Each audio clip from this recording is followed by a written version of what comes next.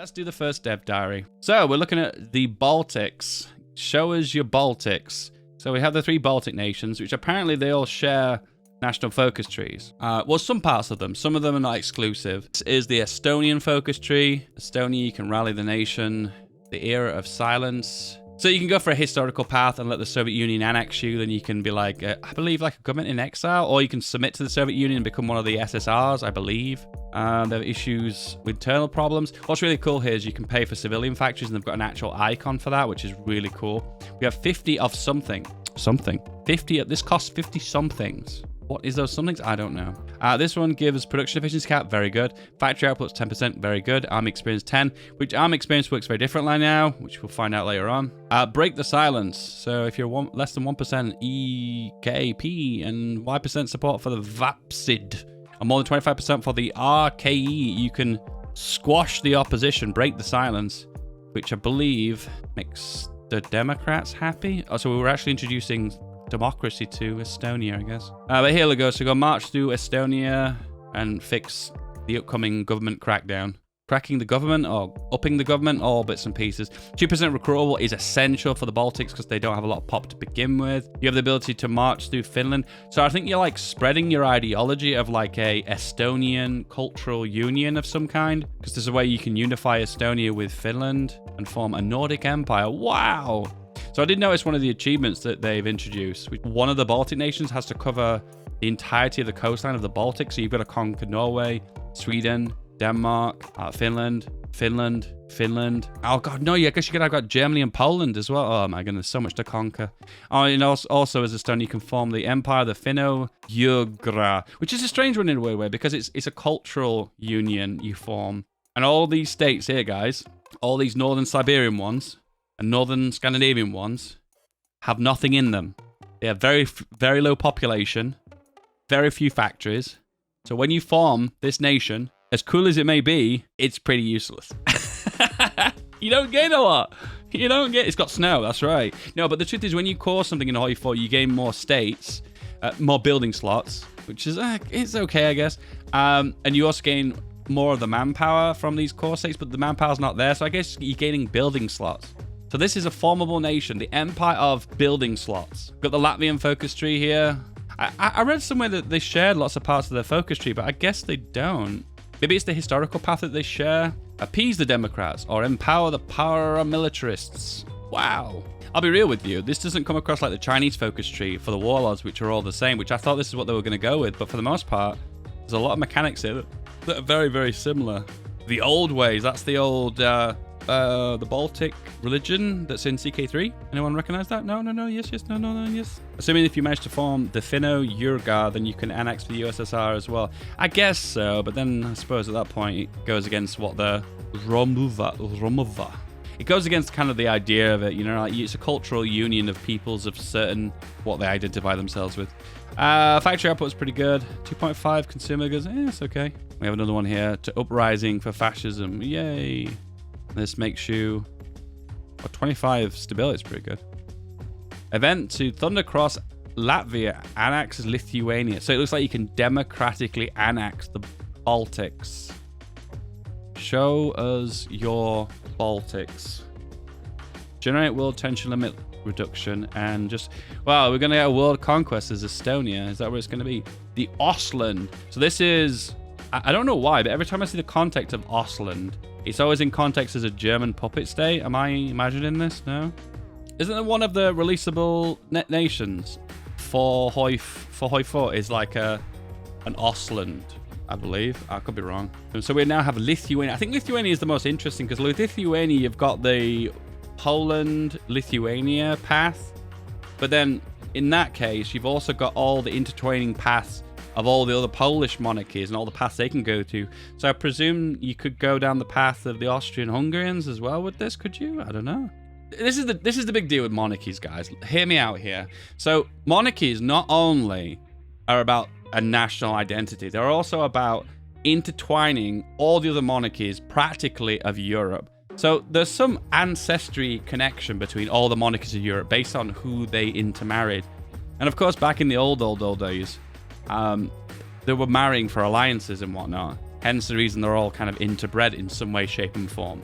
The point I'm getting at here is that if there was a historic monarchy, aka Poland, Lithuania, at some specific point, there will be some point where the Lithuania's monarchy will interchange with the Habsburgs, or the Bourbons, or the Winsters. You get the idea, right? So what I'm trying to get at here is that it won't be surprised if they did announce that Lithuania's monarchy path connected to other ones of Europe, potentially.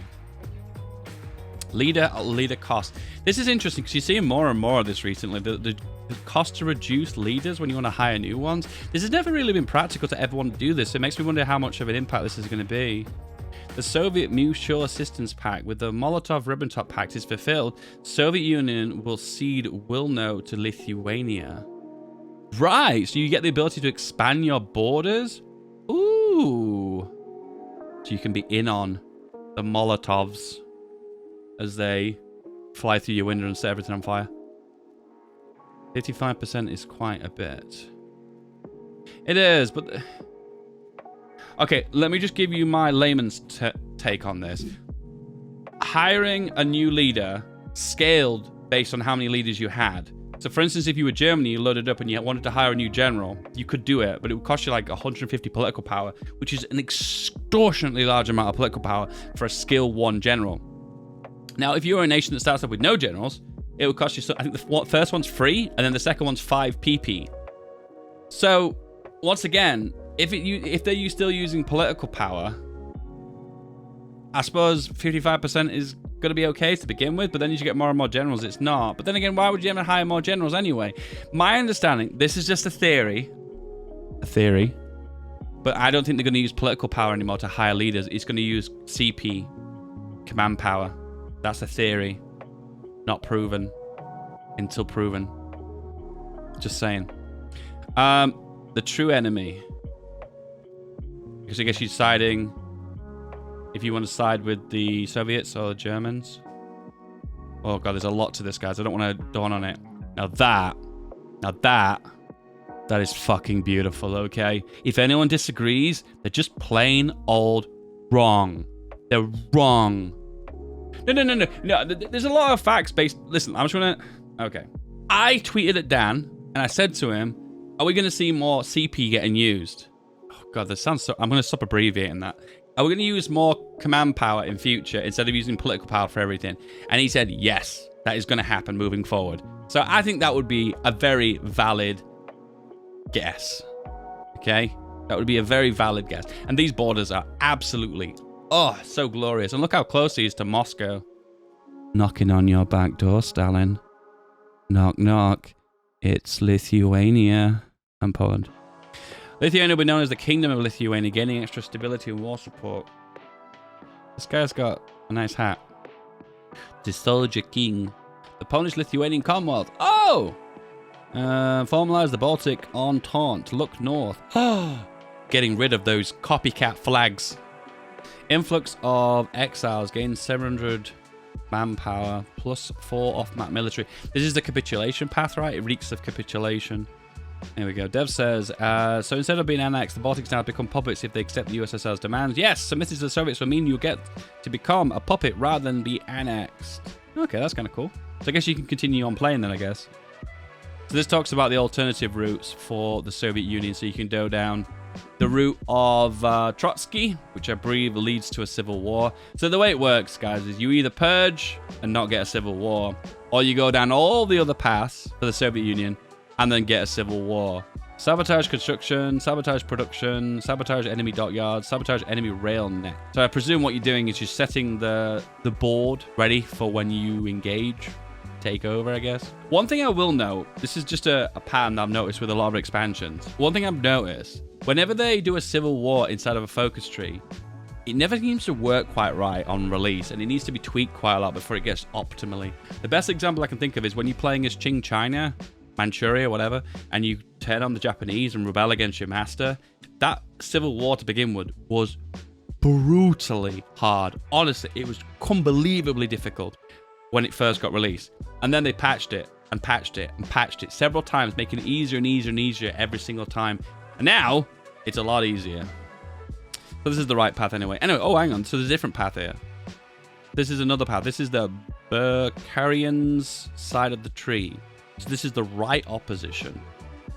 If you want to oppose Stalin but don't feel Trotsky's your guy, you can always go for Bukharin, the right opposition. In order to confuse everyone, the time we have the right to the right of the left, but at least the left is the right of the center. Please stop. So this means it increase. I guess these are all the Soviet paths, aren't they? But they're all like less or more extreme Soviets. If you've got an option here, you can offer Vladivostok to the Japanese, making them more inclined to support you when the war starts. Interesting. So intentionally giving up land for the purpose of helping you support you in your civil war. That's very interesting.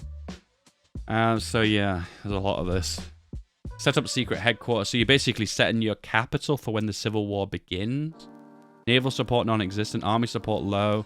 Air Force support very low. That's really interesting. But this civil war is going to be so brutal. The question is though, guys, will I be able to cheese the civil war as the Soviet Union? Will that be possible? So you're in placing loyalty, cavalry only. I mean, you joke, but that's probably what's going to happen. Joseph Stalin shows the loyalty of the general. Very Spanish Civil War vibes. The permanent revolutionary, which has some awful penalties. The death of Stalin. What is this? This is the left after the Civil War. After the Civil War, blah, blah, blah, blah, blah. Justifications to declare war. Lots of free factories. Return democracy to the party. Ooh.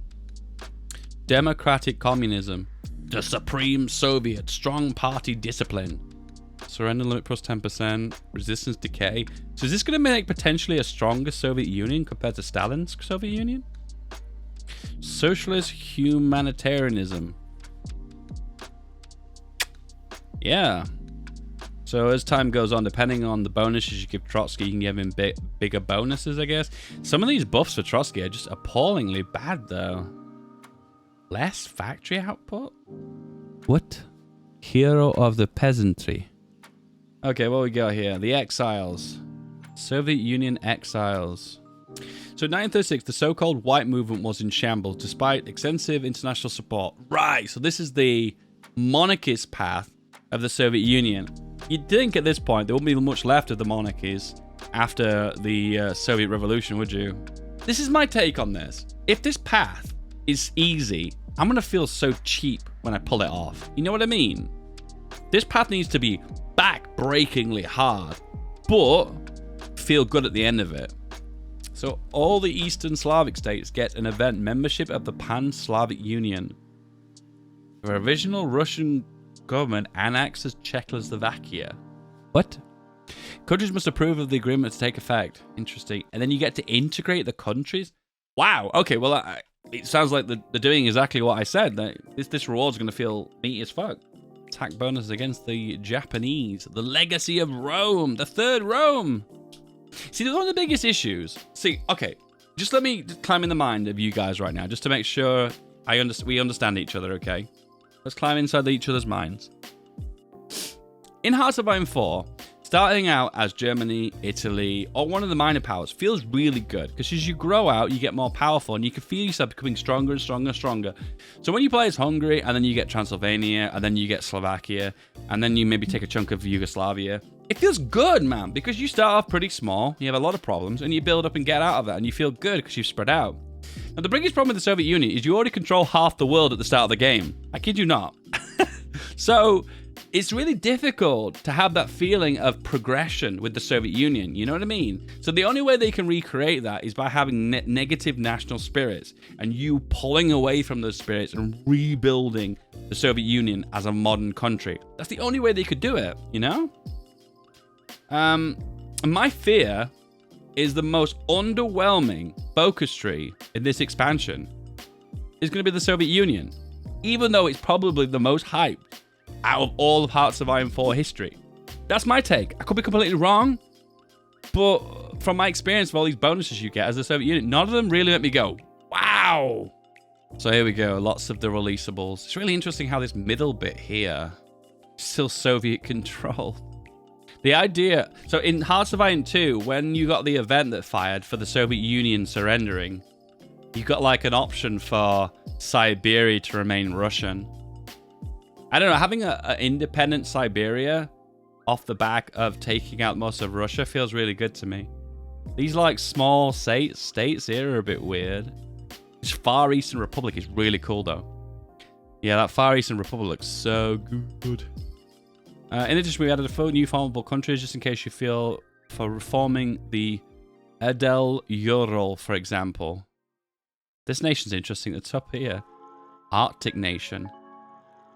That is a mighty fine focus tree. Just a random historical fact for you guys. After like the age of decolonization, you know, after like the 60s and 70s, after World War II, a lot of French and the UK had to give away a lot of their colonies, just due to the way the world was changing, you know.